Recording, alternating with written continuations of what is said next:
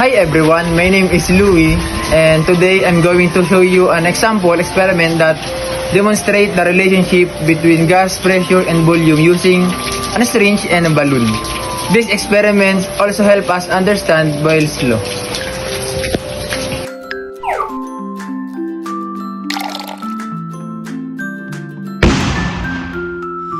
In this experiment, we need balloon and syringe. First, I place the balloon inside the syringe.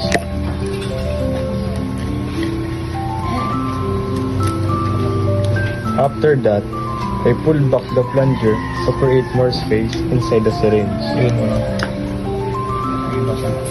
When I did that, the balloon expanded.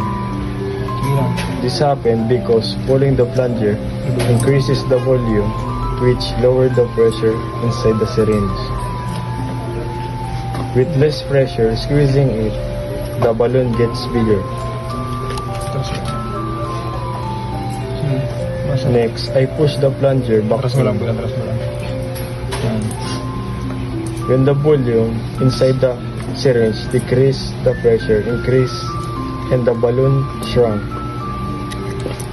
There is less space, so the gas particle get compressed and pushed against the balloon.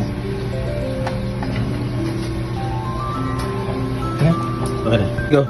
This whole experiment basically shows Boyle's law, which states that when the volume of a gas increase, its pressure decrease, and when the volume decrease, the pressure increase. Go.